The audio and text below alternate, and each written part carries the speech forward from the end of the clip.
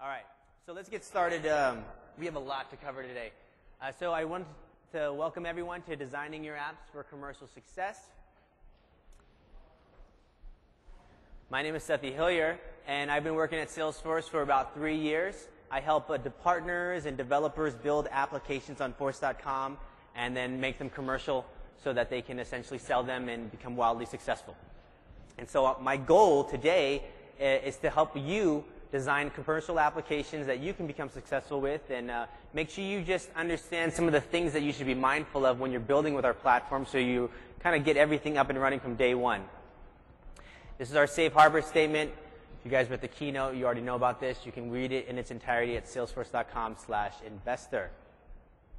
So, big agenda. First thing we're going to start with is we're going to talk about what are commercial apps when it comes to Force.com. I want to make sure that you guys understand kind of what the Force.com definition is.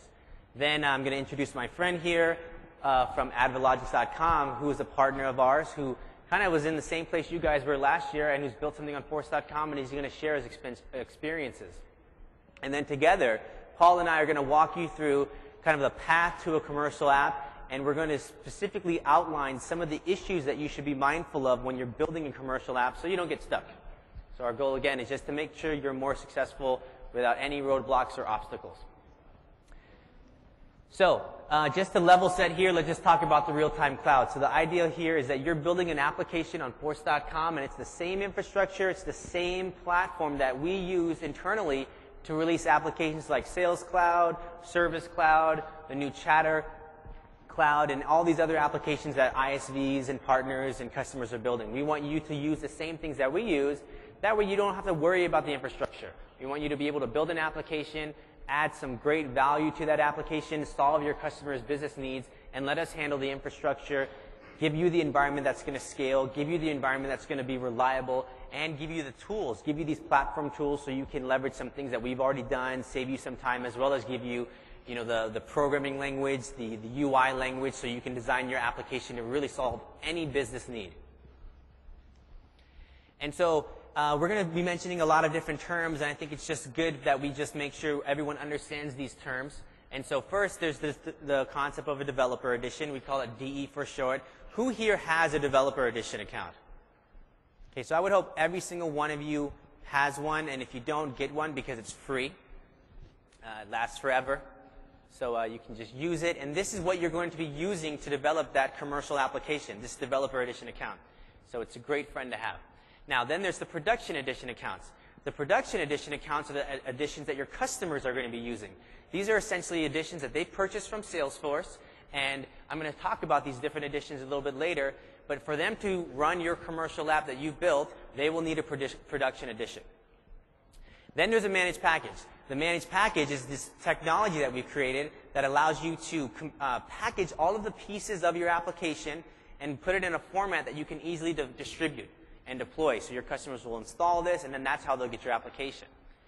And then there's the license management application. This is a tool that you as a partner will use to manage your commercial app. You're going to want to know things like who's downloaded my application and how many licenses are they using, and how do I offer them a free trial, and how do I control access of my app if they don't pay me.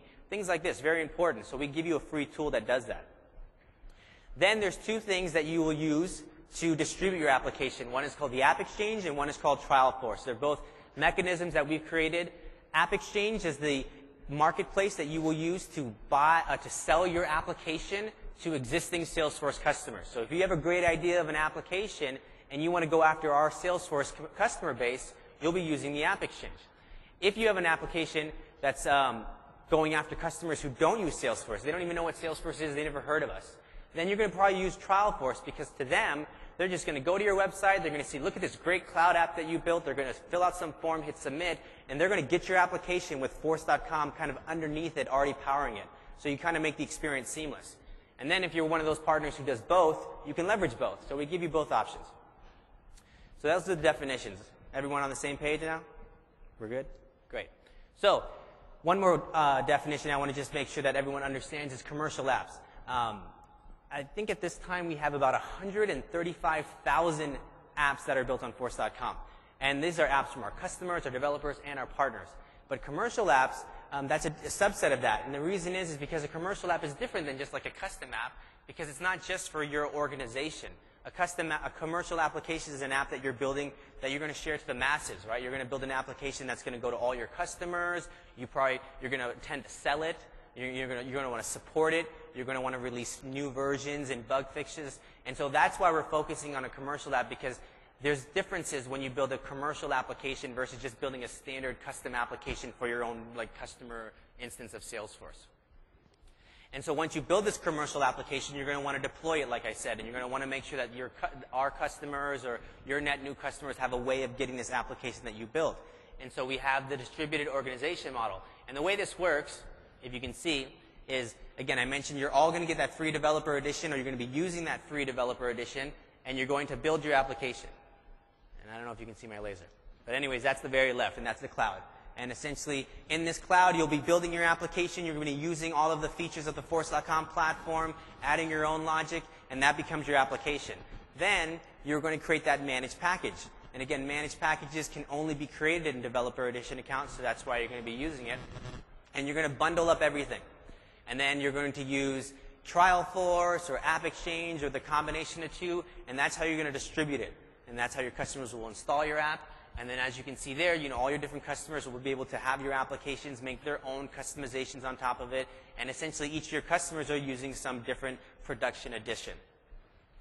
So when it comes to building commercial apps on Force.com, there's a plan, there's a path. Just like anything else in life, if you're building a car, a house, baking a cake, you want to follow a path.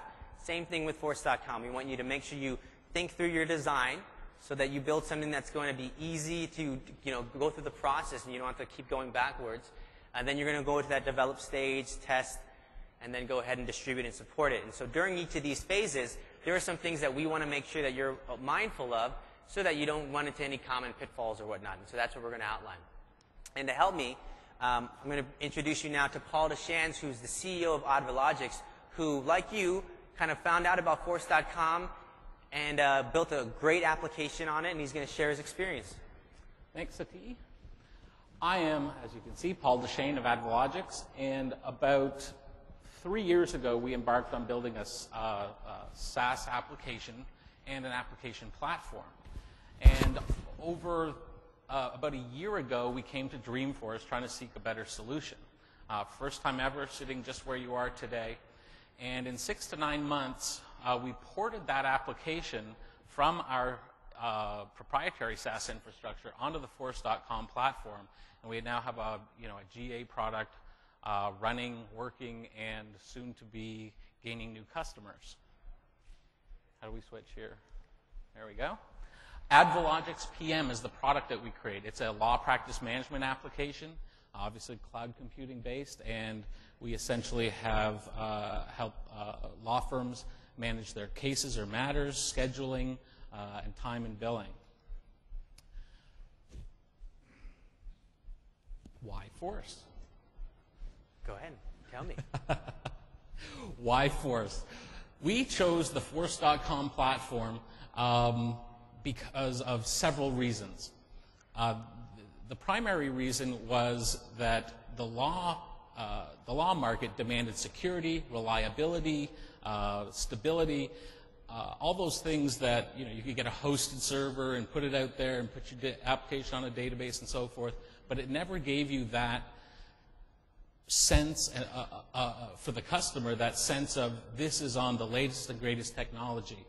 And that's something we can sell to them now, and they know that about our application. As well, we're able to develop the application very quickly. I don't know how many of you haven't started developing on the Force.com platform, but those who have, you realize how quickly you can build your data model, build most of the components of the application, and then just fill in from there. So that was a win-win for us. And finally, because we were able to move off of managing an infrastructure, we're able to redeploy those resources and put them back into our product and make the product that much better. Obviously, allowing myself to sleep more peacefully at night, not knowing I had to keep tabs with an infrastructure, making sure all the components of it were there, working, running, and what happens if something goes wrong. Don't have to worry about that anymore. Thanks, Paul. So let me ask you, before, on your old environment, how many servers do you think you guys were managing? We were only the volume only required us to manage one, but it was the things that we had to do to manage it that were in there. I mean, we had to deal with the web server, the database server, doing all the database administration, managing the SSL, security layer, applying operating system patches, just all those kinds of things that we had to do to keep it up. And then, relying again on someone else in a hosted environment who didn't have the infrastructure that Salesforce did. Even if you do go to a hosted provider, you're generally working with a small business, and they in themselves have problems managing their technology platforms at times as well. So when you moved to Force.com, now how much of that work do you have to do? Well, zero, obviously, right? And it's on the leading business technology platform there is today. Well, that sounds great, and I just lost my slide, so let's see what's going on here.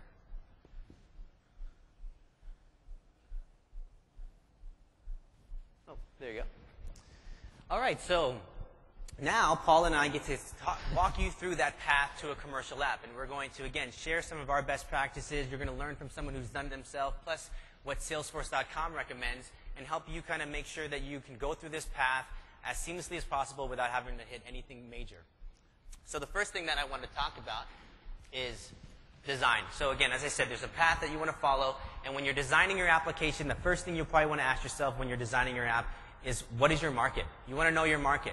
And obviously, your application is going to change and vary based on your market. So if you see here in this slide, and I don't expect you to remember all of this, and a lot of it's documented on DFC, but what I'm trying to point out is there's a number of different production editions that Force.com has and Salesforce has.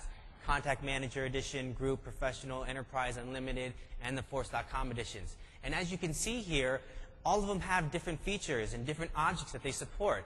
And so you, as an architect, are going to want to say, okay, well, if I'm going to build this application, and I want to go after maybe the small to medium business customer, so I want to make sure I can support Group and Professional Edition, then I need to make sure I don't maybe add a feature like record types, because that's not supported. And so knowing this early on will prevent you from getting down the road and realizing that you need to remove a feature. This essentially helps you to understand kind of how you design. For you, Paul, when you were building your application, how important was it that you knew your market? That's the first thing we did, was figure out what our market was, who they were, what the segment was. I mean, the legal market, 90% of the entire legal market is small, medium-sized business. So initially, out of the gate, we knew that's what we were dealing with. Secondly, we had to know that what the competitive landscape was.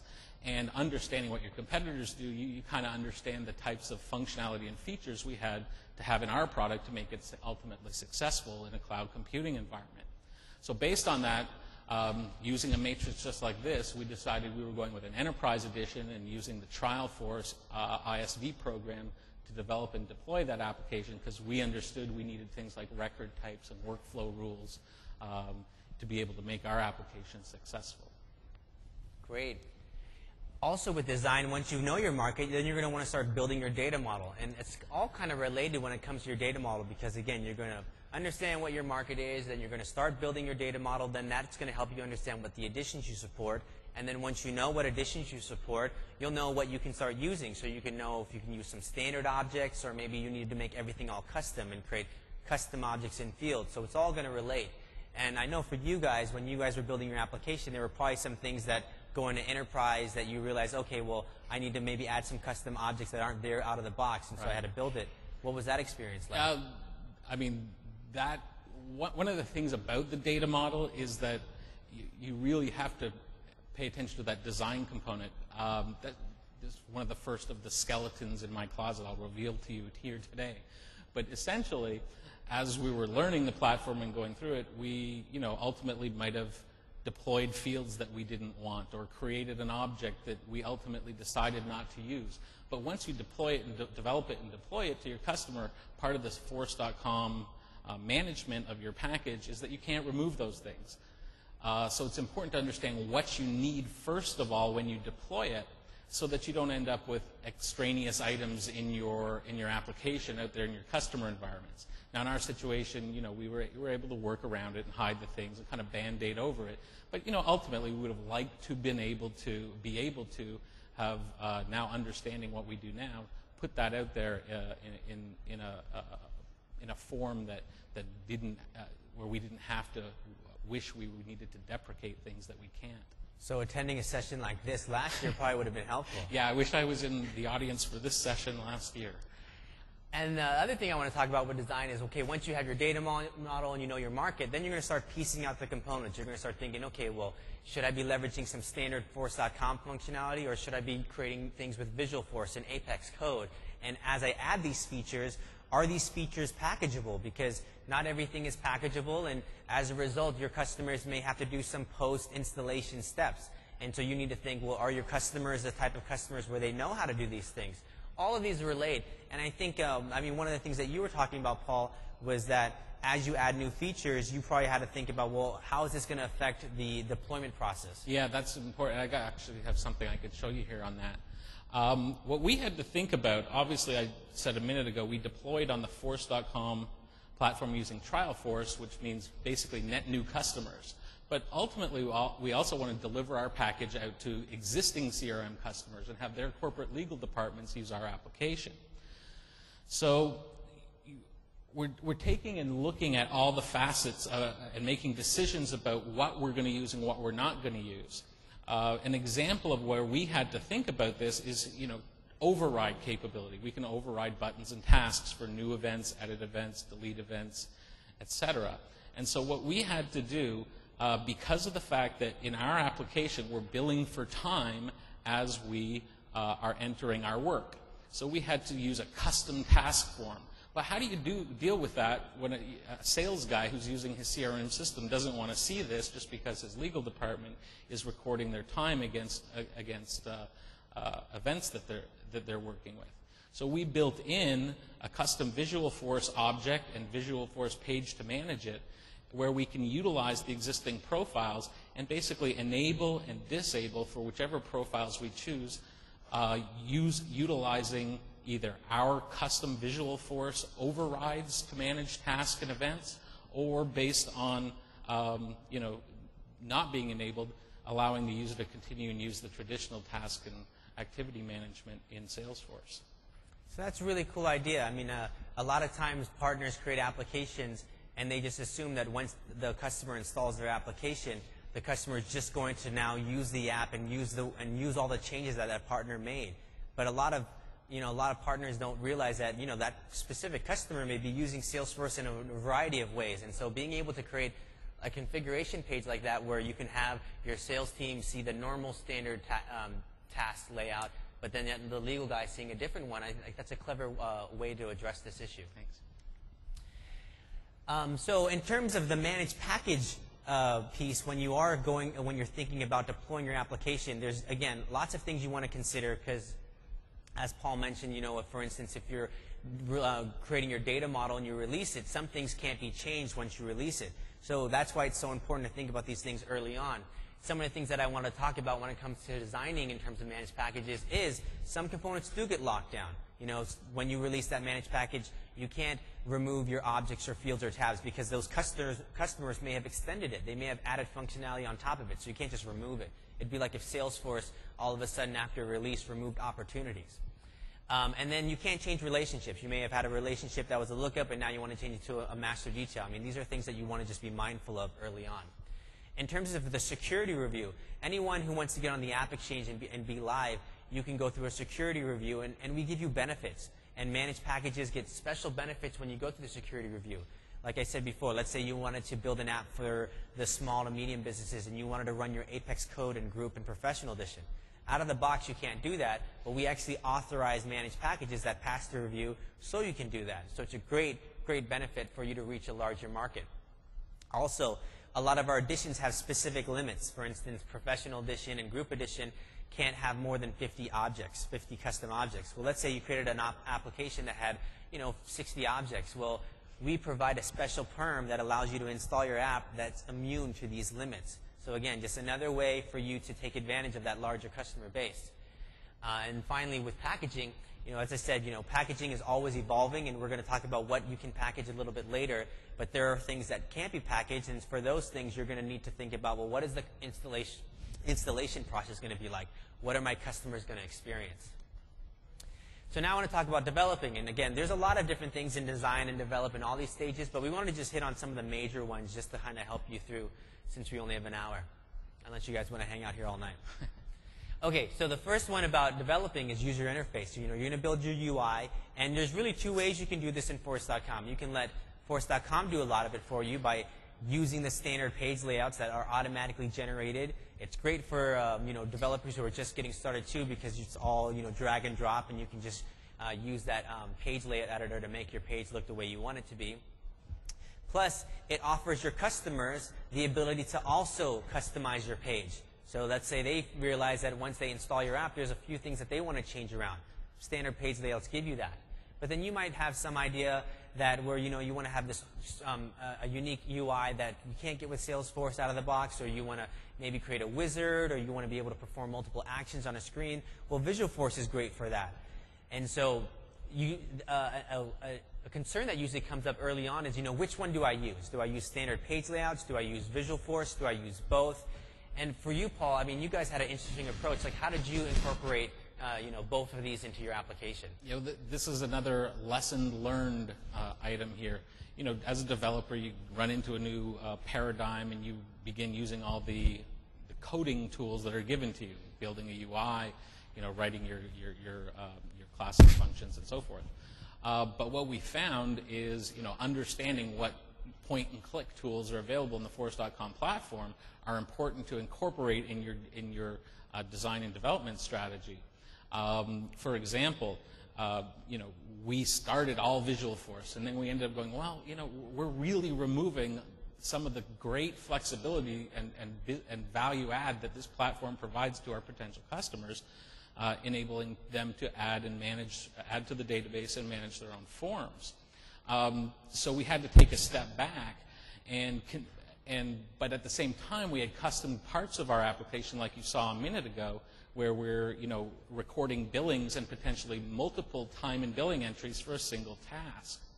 So what we actually had to do was come up with a hybrid strategy, and we did that using Visualforce, snippets, if you will, that can go into a standard page layout. So what you're looking at here is a time slip or a time billing entry that a lawyer might have for a specific activity. Now, what's interesting about this is, in theory, you can't create a lookup from a custom object to a task or an event. But what we've done here is we've added in this section here just a snippet of Visualforce, while the rest of it is a standard page layout. And what this allows us to do is, behind the scenes with our code, emulate a lookup relationship to activities. And the result is we can have an interface like this, where we have our task information with one or more billing activity records that are related to that single activity or task using a tabbed interface. Now, what that looks like to you is, in the layout itself, it's still just a standard page layout. All we've done is developed a single small Visualforce page, and we configured a section just for it, to the right height, width, and so forth, a layout, to deploy this section that will just show that area we needed to show. And you can do that with one or more Visualforce components, adding those to your standard page layouts. So now your customers can see this enhancement, but also modify the page if they still need to. Exactly, exactly. They can even create brand new page layouts. It'll ultimately end up in a call to our support help desk, but what we end up doing is just telling them, hey, put this Visualforce page on your standard page layout, and you're good to go. No, but that's a great way on how you can, again, leverage both, because a lot of our customers have become so used to customizing Salesforce. And so when you build an app as a partner, it's nice that you can give them that ability as well. Continuing with developing is now kind of the platform versus coding when it comes to business logic. And again, this is, I think, kind of similar to what we just talked about with UI. There's a lot of stuff you can get out of the box with Force.com that makes it very easy to add sophisticated logic to your application through point and click, whether you're using validation rules or workflow or roll-up fields or approval processing. All of that stuff you don't need to spend time coding. Plus, when you don't code, you don't need to worry about the test methods because these are all part of the platform. See, these are all great features that you can leverage instead of having to write code. I mean, for instance, instead of next time writing a trigger to do some sort of rule or data validation, you could just easily write a validation rule that may be able to do the same thing and save yourself some time. But obviously, there are instances when you're going to want to add Apex because you're going to want to do something that our point-and-click declarative logic doesn't give you, and so you can do that very easily. And plus, if you're creating Visualforce pages and you don't want to use a standard controller, Apex is great for creating that custom controller, adding that logic to that page to make it more enhanced, as well as executing complex functions. So I have to ask you, even for this one, Paul, like, how did you determine? Was I going all Apex, or did you find yourself doing the logic? Well, initially, just like the UI, develop. You're used to working in a paradigm where you just write all your own code, and we found through experience that, well, we're creating more work for ourselves with additional test methods. We're spending time writing code when we can just ultimately, create a few formulas on a validation rule or point and click our way through a workflow process. And we ended up having to, or we made a decision to deprecate some of the code that we spent a lot of time working on because why manage it there when it can just be deployed with the Force.com point and click tools. So we just use our Apex code for, as Sati said, the things that you can't do with the point and click, and for some of our intellectual property, like our business processes, such as the billing on the fly tech capabilities that we have in our application. Yeah, I think sometimes I see with developers and partners on Force.com is the first time they see our platform, they see, oh, great, I can program in it, so let me just start getting at it. And they don't realize that, oh, well, there's actually a lot of things you can do that you don't need to code. That's why I always think like going through our workbooks, especially our newest workbook, it gives you a great path to see like what are the things that you can do out of the box, and then what are some things that I can code so you can make that decision more effective. Apex governor limits. I mean, these are actually so important, and I know sometimes developers and partners have not the nicest things to say about them, but the reason why they're so important is, I mean, you're running on a shared infrastructure here. I mean, we're providing an environment that all of our customers use, all of our developers and partners use, so when we onboard someone new, we're not going to set up a whole separate stack. They're going to get the same environment that you have, and so it's just so important that, the code that is written, doesn't misbehave, and that's why we set these governor limits to kind of make sure that you stay within your constraints. That doesn't necessarily mean that this is going to now stop you from making a commercial application. We've seen amazing commercial applications built on Force.com. It's just that they realized that they need to stay within their limits. And so I think when you start developing an Apex code, there's a couple of questions you want to ask yourself really early on. Like what's the volume of data you're going to be processing, so you can start thinking how are you going to, code this application. What are you going to do batch processing? And are you coding synchronously or asynchronously or both? It's really important that you optimize your code. Instead of writing a trigger, you want to bulkify that trigger. You want to run tests against very large data samples. Don't just assume that your customer is going to have an org with a small sample set in your developer edition. You want to run against thousands to millions of records to make sure that anything you see your customers will run through, you'll catch it first. And I mean, I can't tell you enough. We have a lot of content on this topic, a lot on developer.force.com, a lot of articles on Apex code. We even have a session tomorrow if you have time at it's at 1:30. It's called Best Practices with Apex Code. I highly recommend you attending it because again, you can just learn from some of our lessons. I mean, for you guys, what were some of the things that you realized when you were going through Apex Code? Well, Apex just again, running up against all these issues after the fact, and then having to actually, learn on our own what the best practices were to prevent these things from happening. And one of the things we've adopted is anytime we affect any Apex code that is specific to an object, before we roll it out, what we do is we just use the data loader tool, and we take thousands of records and we insert them, and then we export them, and then we update them, and then we delete them, and making sure, because data loader is going to tell you, build you a nice big list of errors on every insert, update, and delete you attempt to do, and it's going to tell you, apex governor limit reached, or some similar type of error if you're in fact breaching these limits. Yeah, it's a good practice to fold into your test plan. API integration is another benefit and another valuable thing that you can leverage when you're developing with Force.com. And I know Paul has done something pretty interesting in terms of how he's rolled it into his application that he's going to show you. But one of the things I want to talk about is it's important to note, especially if you're new to Force.com, you have an extendable web service framework automatically with Force.com. Whether you're leveraging standard objects or any custom object that you create, instantly it's exposed by the API. So if you think about it, if you now have this application and you want it to integrate to another application and you want to be able to offer that as maybe an add-on or an upsell, you can easily leverage that because the API is there. You don't need to build it. That infrastructure is done for you, as long as your customers are using Force.com Edition or Enterprise and higher. If you actually go through our security review, we give you a special token that grants you access to Professional Edition. What were some of the things that you guys did with this API integration to kind of add value to your app? This is kind of my favorite topic because of what we were able to do with it. But we basically used the API to build additional tools to give us a competitive advantage.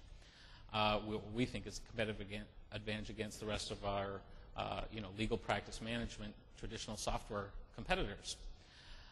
Lawyers, just like most of corporate America, work inside of Outlook. You do all your emailing, you do your phone calls, receive your phone calls, manage your tasks, your calendars, and so forth. So what we were able to do with the API is actually integrate all the activities you're doing in Outlook and create kind of an interface with a sidebar capability in Outlook 2007.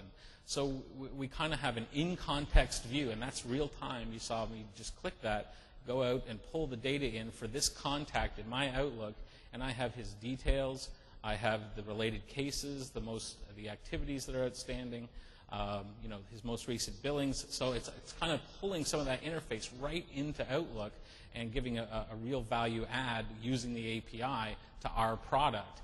And lawyers have to account for every single minute of their day because it's always billable, as those of us who have used their services realize.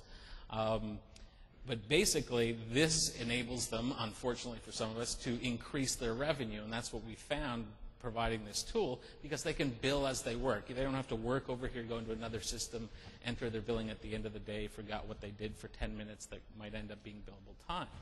So I can, in fact, just create a new message to my contact here,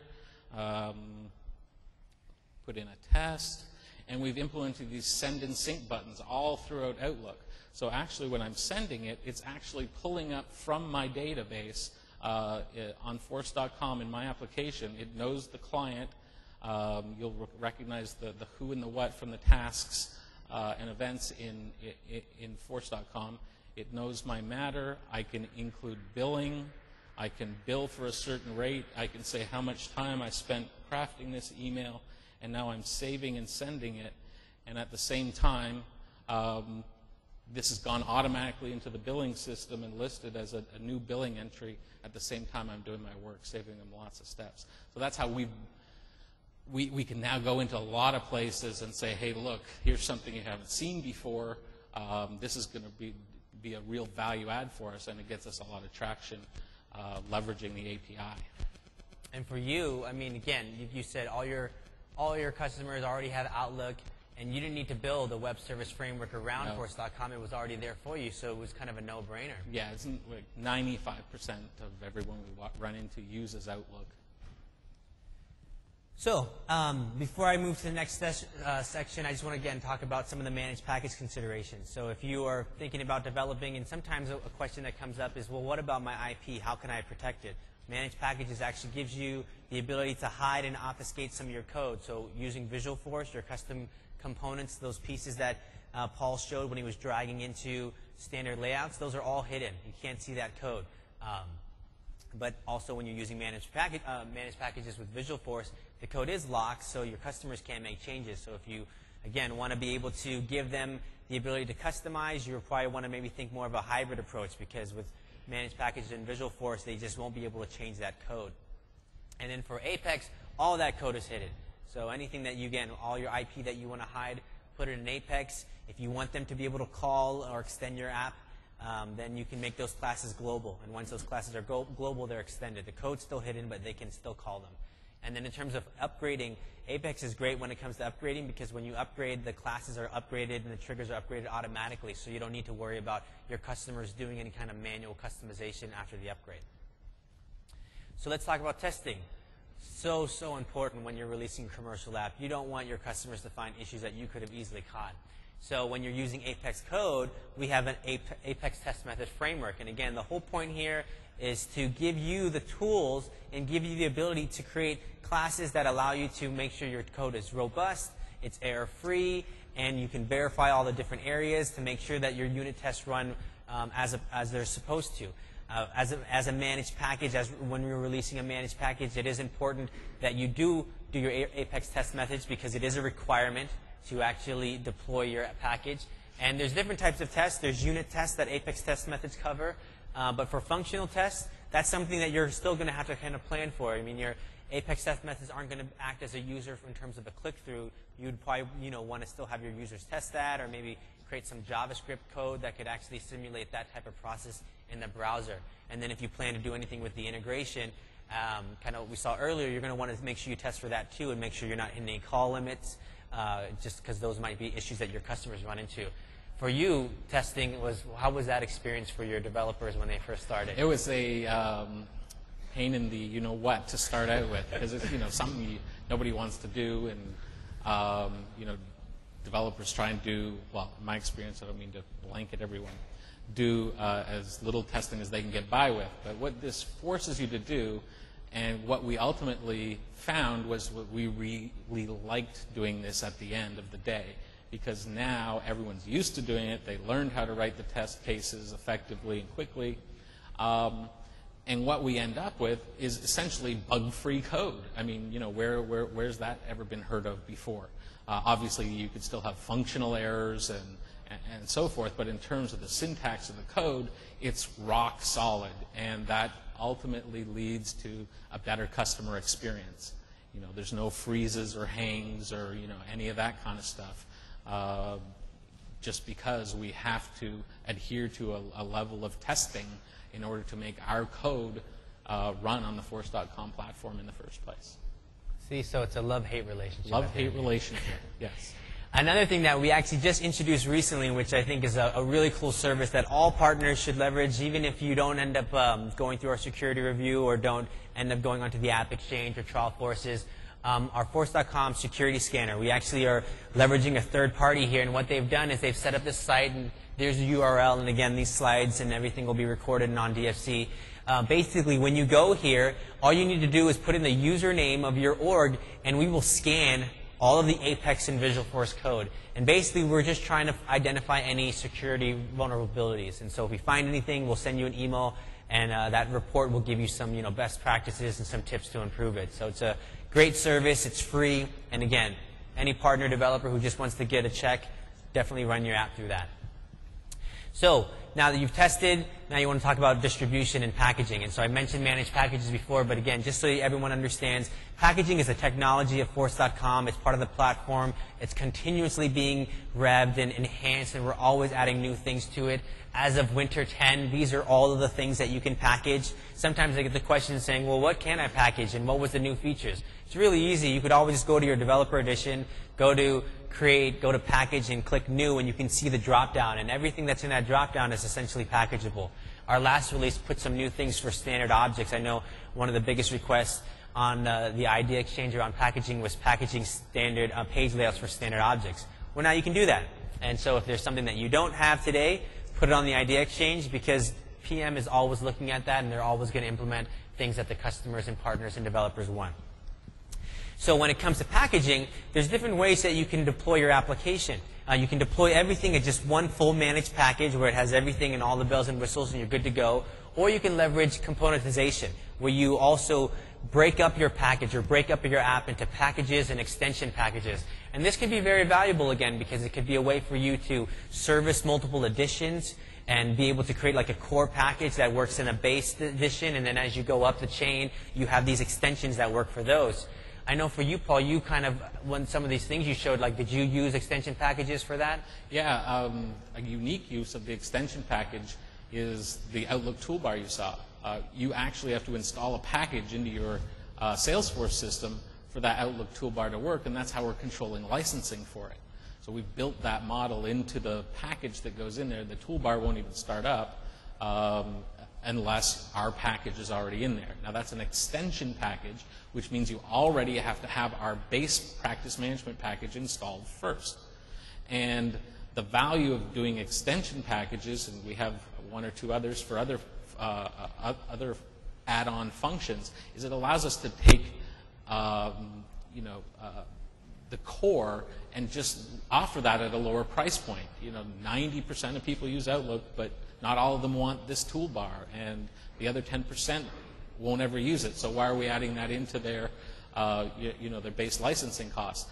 It gives us a lower point of entry against our competition by doing this, and then giving us the ability to do cross-sell and upsell and keep talking to our customers and give them these add-on packages.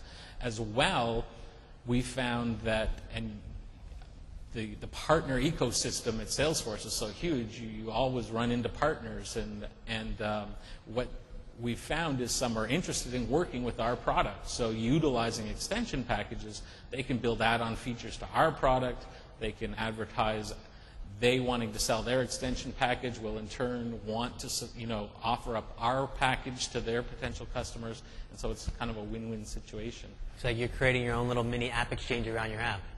A legal technology app exchange, yeah, that's what we're hoping for. And then you're going to want to test your package too. As I mentioned, testing is so important, so you test your code, but then you also want to test your package because your customers may try to install your package, and during install they run into issues. And the reason usually this is because again, like the way you've architected your application, you maybe didn't account for what type of data that customer has, or what does that customer have in their org. If they have triggers or workflow rules and you install your app, it may fire those and cause this whole series of issues. So we give all of our partners access to our partner portal, and so if you don't have access to that, or if you want to get access to these environments, you should definitely join our partner program. And we give you these large environments, group, professional, all these different editions that you can use to test your app against all of these environments. I mean, if you're going to support one of these environments, you always want to test against it just to make sure that it works and it'll work the way you plan.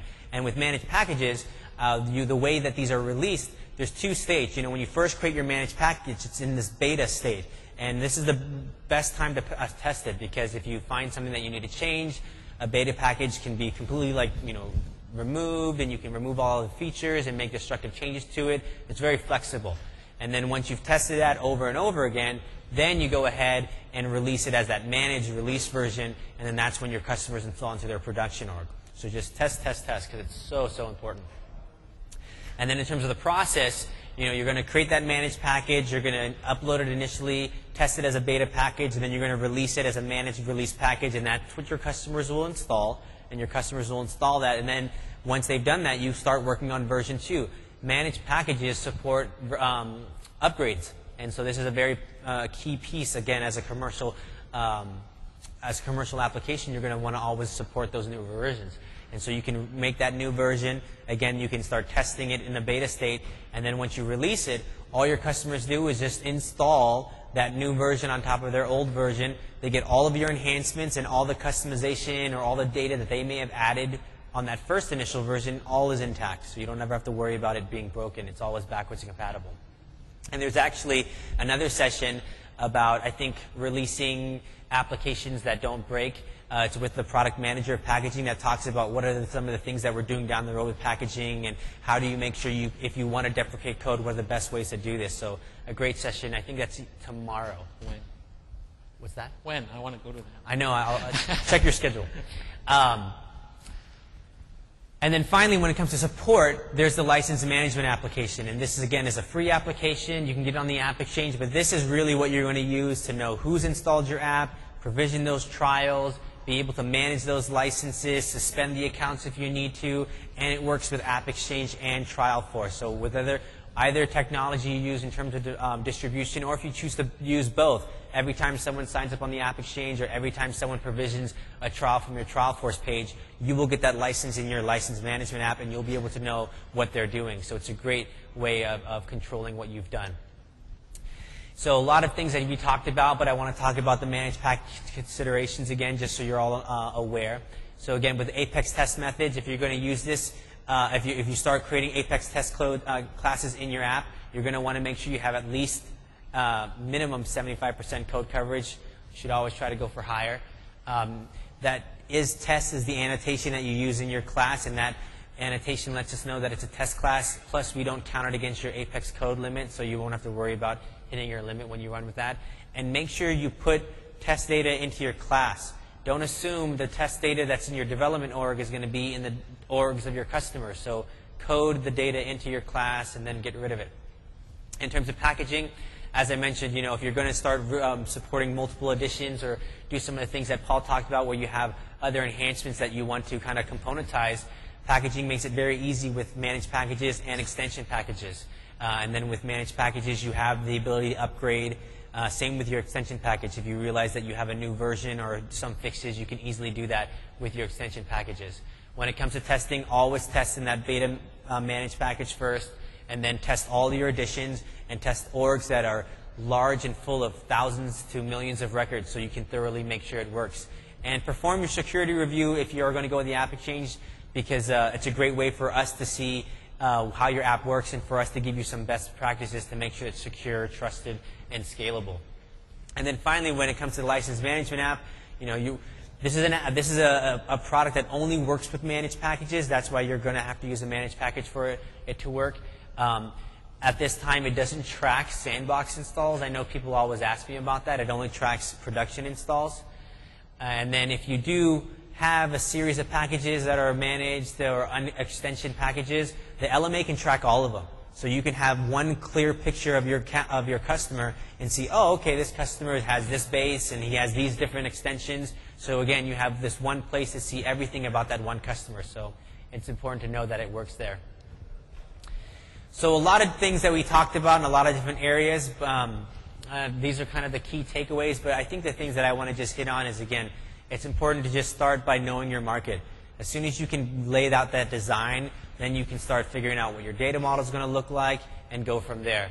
A lot of different resources that we have around Apex code, writing test methods, how to avoid governor limits, how to optimize your how to create compelling Visualforce pages. All of these things have been written and documented on DFC. Plus, there's a lot of sessions at this event that are going to cover into these. So I highly recommend you to spend some time to review those before you start getting deep into the coding, and just make sure you always test before you release.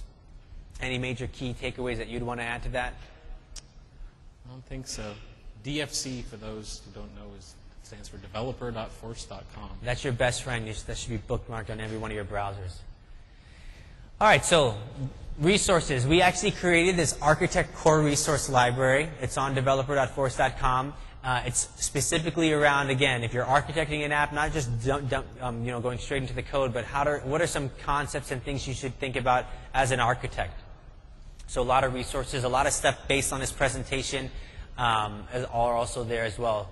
If you haven't attended this webinar, you should attend the Fastest Path to SaaS webinar. We do technical webinars every other Monday. Again, it's a great way for you to see what are our recommendations, see some examples of how you can leverage our platform, see some examples of ISVs who built some pretty sophisticated and compelling applications on our platform, plus get your questions answered since it's all live. Partner Portal, that is a great resource for partners to get some of these other hidden gems, like I talked about, these special environments for testing and larger development environments and a lot of other resources. If you're not a partner, go to that link and you can sign up and become one. And then just the discussion board and the blogs and the wiki articles that we put on the DFC site, we're always updating these. These are so important. A lot of times people ask us questions, and I tell them, if you just do one search on discussion board, I'm sure you'll find like 20 other people who've gone through the same issues you have. So just spend some time researching that too as you start developing. So in terms of next steps, all of this is being recorded. If you have colleagues or if you want to watch this again and you want to share this with them or whatnot, developer.force.com/Dreamforce. This will be up there probably in a few days. We have a new workbook that you should definitely take a look at, as well as these cheat sheets. I don't know if you guys were in college when you remember in college those one-pagers that talked about everything you need to know about C or Java or chemistry. Well, we did the exact same idea and concept, and we put it in everything you need to know about Apex or Visualforce. So instead of you having to scour the net, you can just open up these little one-page laminates and get all your info there. And if you have customers who are looking to, if you're thinking about a product and you want to build a product and you want to make sure your customers can adopt it, we have a free 100-user Force.com free edition. And so this is a great way to get started. If you're building an app, you build an edition for that. And your customers, you already have an instant customer base because it's free. And then you can kind of test the waters with their initial offering. Please send us your feedback. You know, we want to make sure that these sessions are what you're looking for, and we want to make sure we improve them based on what you think. And if you do it, I think you're entered into a drawing for an iPod. So that's always fun. You can do that online or go to the counters. Okay, question times. Any questions? Go ahead. Yeah. Oh, yes, please. I didn't even see that.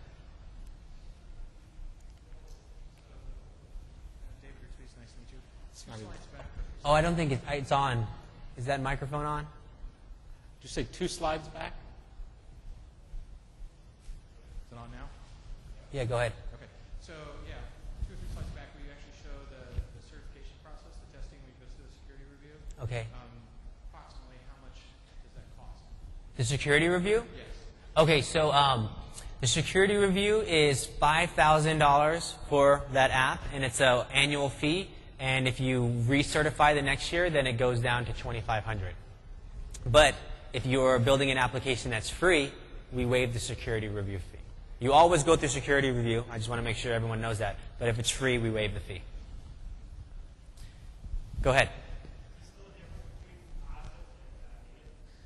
Great question. I mean, technically, the question was, is there a difference between composite or native? And I'm not sure in the past if you guys have attended sessions and hear things like, native Force.com apps or composite apps or client apps. All of these apps are all very valuable. And I don't want you to walk away thinking that one is more valuable than the other. It's just different ways of architecting. And I mean, for instance, the application that you guys built essentially was native, meaning that everything was running on Force.com, all the data, all the UI, all the logic. But then as soon as you added that integration to Outlook, it became composite, at least for that piece. Now, that doesn't mean we're going to, we don't want partners to shy away from that type of thing. We value all these applications. In fact, I mean, that's why we don't do any type of differentiations in terms of security review. For us, we just want partners building compelling applications, and if you can build it on Force.com, we highly recommend it because you don't need to worry about all the infrastructure. But if you want to extend it and leverage other platforms like Google App Engine or Amazon or do things with our API, we're completely supportive. And that's another reason the Outlook piece is an extension package. Our core package is 100% native. And having gone through the exercise, there are definite advantages to you as a business to be 100% Force native in terms of being able to install and avoid limits for in CRM systems for existing Salesforce customers, if that's where you want to deploy your application. Yeah. So your app was native, except the Outlook inspector. Yeah. You said before you chose the unlimited license for some reason. So Yeah. how does the native cost definition relate to that slide where you had all the different editions? The question is about native and composite app versus which edition you decide to use to deploy your application on. In our situation, one had nothing to do with the other. Our application, the core of it, is 100% native, so it is now deployable across all the different Salesforce versions, largely. But what you have to watch out for, if you have a composite application, you have to use the API. And based on the choice of API, utilizing the API, you have to have a specific version running in your customer orgs for them to even use your application at all.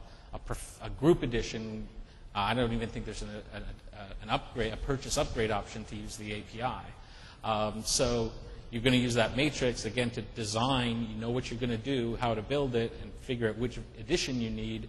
And then, if you know native versus composite right out of the box, that's going to help your decision be made.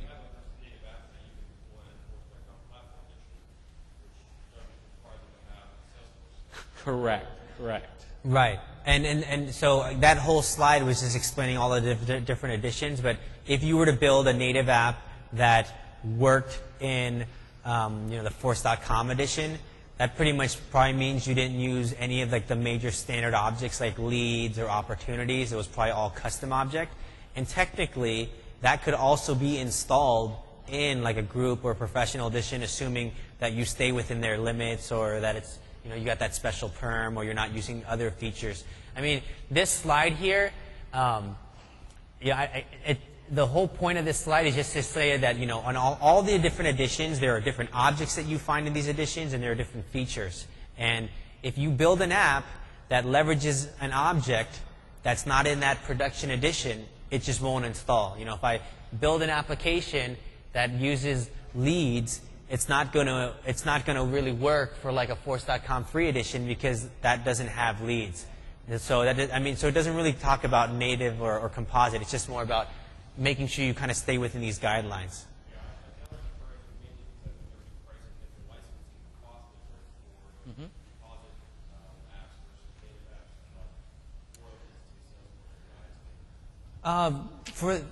Before there used to be security review fee differences. It doesn't matter. If you build an application and there's composite integration, we're not going to change that 15% fee for the trial force, the OEM licensing. I think you're talking about. That's all the same, whether you're native or you're composite. But we can definitely talk to one of the partner account managers afterwards about that. For us, you were asking about why we chose Enterprise Edition. So we wanted those green checks all the way down for one thing or another. So that's why we chose that. And from your perspective, it's just a wholesale licensing cost that I guess that your partner manager would give to you based on which edition that you're developing on. So all your customers must have these compliance. Yes. Well, what we did, we used Trial Force. Okay. So what we did is we were given this Enterprise Edition system, and essentially we sell what are called platform licenses on it. Okay. We don't sell full Salesforce licenses. We get a reduced cost license that can only access custom objects, contacts, accounts, and activities. So although as an administrator you see all that CRM stuff, and our customers could upgrade to the CRM stuff if they wanted to, the bulk of the users never see that. And so what we do is we develop our application in our box, create our managed package, and install it into another developer edition, and then we call him and say, it's called .dot. What does it stand for? .my.org. Anyway, I just tell them .my.org. And what they do is they press a button, they take a snapshot of the way my Salesforce implementation is configured from top to bottom to manage law practices. And then I have a web page on my website that they provide to me, and it looks just like signing up for Salesforce CRM, except it has my branding on it. The customer literally puts their name, email, presses a button, and they have a brand new AdvoLogix legal practice management system up and running as quickly as it takes to sign up for a Salesforce system. Yeah, and so again, but if when AdvoLogix puts their app on the App Exchange, for instance, and they're selling to existing Salesforce customers, they will only be able to sell to those existing Salesforce customers who have Enterprise Edition or Unlimited Edition. That's true. Yeah. Oh, go ahead. So are you using sites on your sites to register to use? No. It's if you go to the partner portal that Sati was talking about, in the documents section, there's some HTML that you can actually download, and you submit a case through the partner portal that says, please enable this specific org to be, replicatable for my web form. And it just does magic things, and you sign up. Everything and around it trial, works. everything around TrialForce is actually on developer.force.com as well in terms of how you get it all set up. I think last question.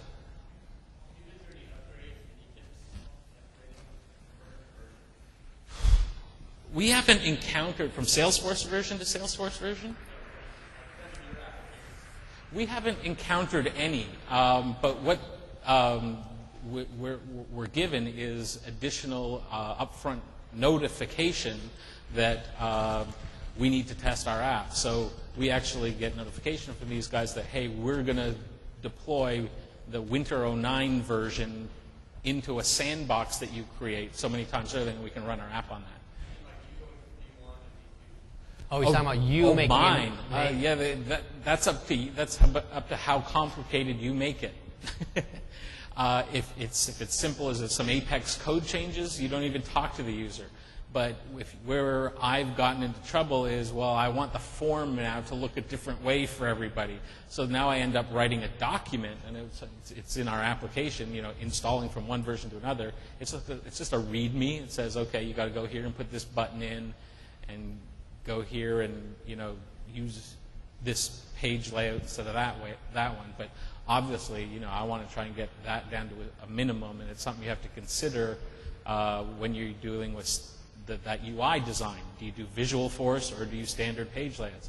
If you've done what we've done in standard page layouts, you're running into that whole, you got to train the user to train them to help themselves to configure and manage the system, whereby if you're doing only visual force pages, you just release your code and the customer gets the new version and away you go. But then you've blocked them out of standard page layouts. So we'll stay around to answer more questions, but I think we need to let the other speakers set up. But again, I just want to thank you guys for your time. Paul and I really appreciate it, and enjoy the rest of Dreamforce.